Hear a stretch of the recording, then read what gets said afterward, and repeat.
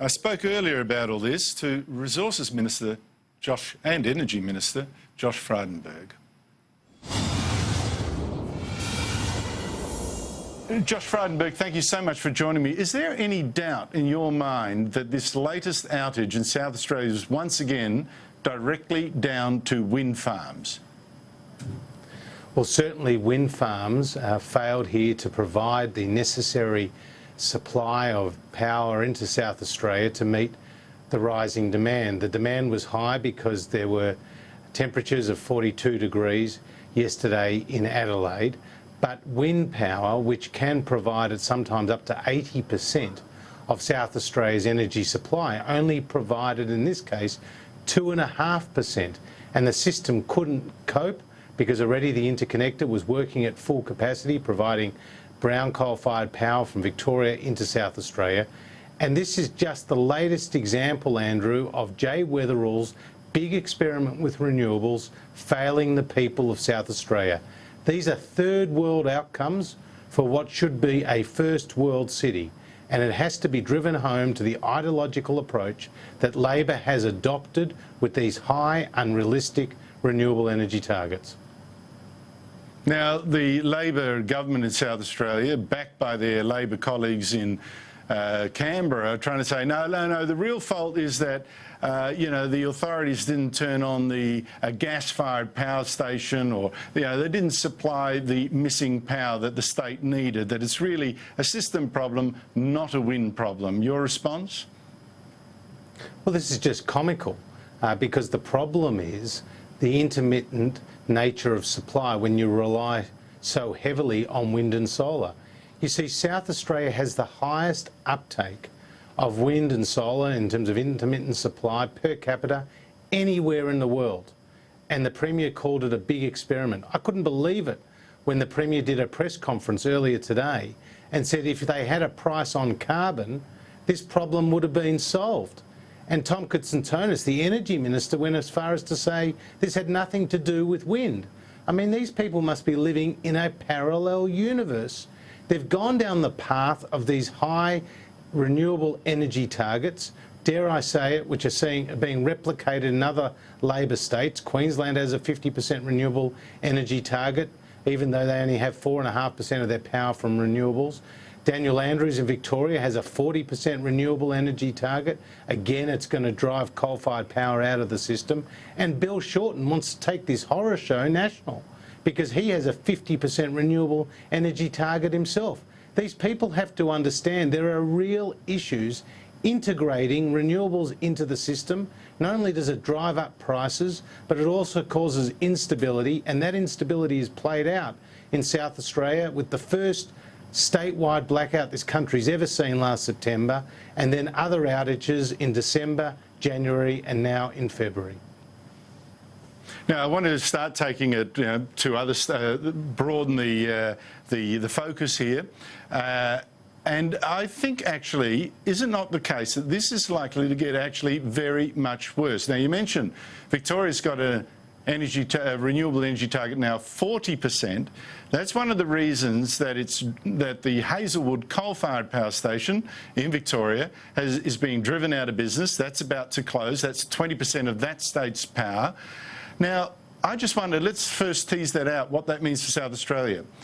You said that the power line, the interconnector, an extension cord from Victoria to South Australia was working almost full capacity yesterday, and still South Australia didn't have enough energy to keep all the homes online.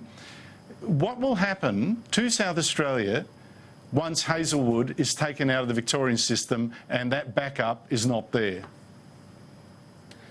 Well, firstly, you're going to see higher prices because we're being told that the price for power for the average household will increase by $150 a year in South Australia as a result of the closure of Hazelwood.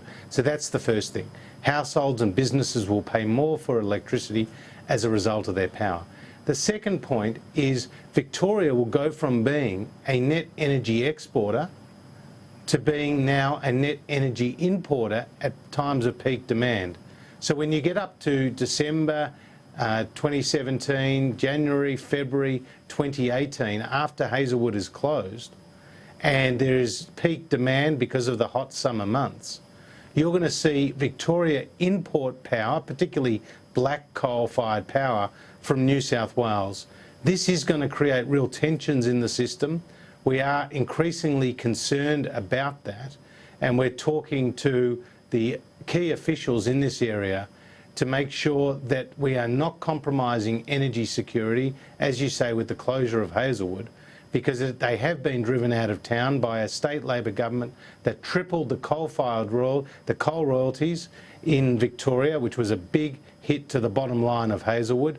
But they've also called the opening of Hazelwood disgraceful. That was the Energy Minister in Victoria, Lily D'Ambrosio, and they've always had an ideological desire to close Hazelwood, which is now being announced for the end of March of this year. So what we've seen in South Australia, it seems to me it's impossible to deny that it's going to get very much worse next summer, because they will not have the backup from Victoria on which they've been relying.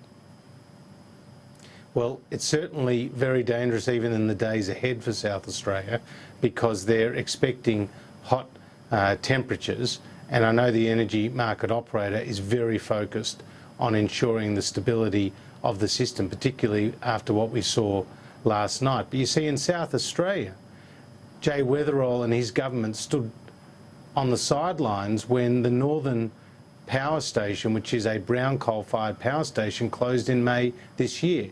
Now, that was closed as a result of the increasing pressure on the system that came with the high uptake of renewables.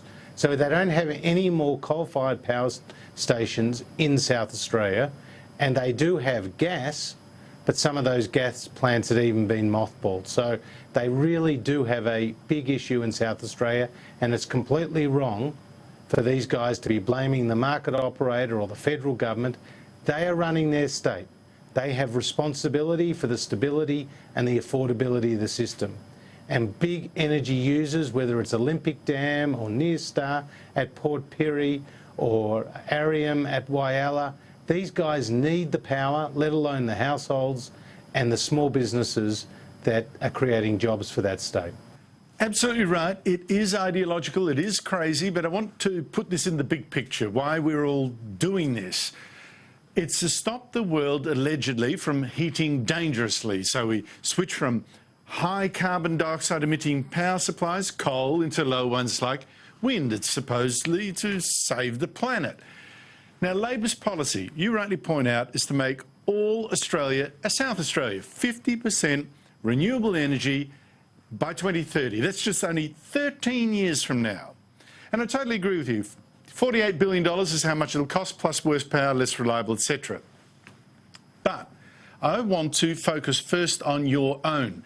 Isn't it the case that while Labor's policy is stupid, yours is only less stupid, in that you already have a 16% renewable energy today, and in just 3 years under your targets, we're supposed to increase that to 23%, half as much again. Wind power, solar. How on earth are we going to do that, and what is it going to cost? Well, it's going to be a big challenge to get there. That's the reality of it. We want to see more generation into the system. Well, the point is that it does cost, and we're upfront about that cost. I've said many times, including on your show... But why any cost, Josh? I don't understand why any cost. What on earth is the good of trying to increase renewable energy by 50% in just 3 years at a massive cost when our power bills are too high and our power supply too unreliable? Well, Andrew, the answer to you is clear, that we need a balanced approach. Now, we believe we can get to that target without compromising energy security, and of course there is going to be an impost on cost, which we've been upfront about.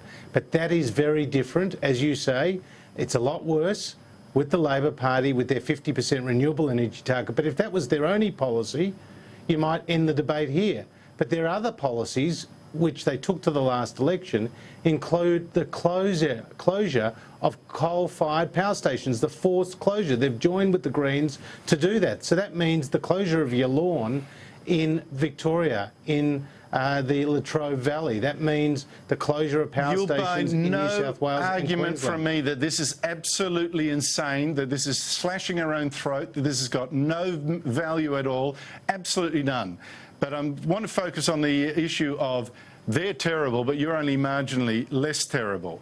And this is Not because, marginally. No. for my mind, That's not right. all right, a lot less terrible, but still not good. What good is it going to do to global warming if we go down your policy? And I know you don't like me asking that question, but I ask it of every politician that comes in saying we've got to do this or that.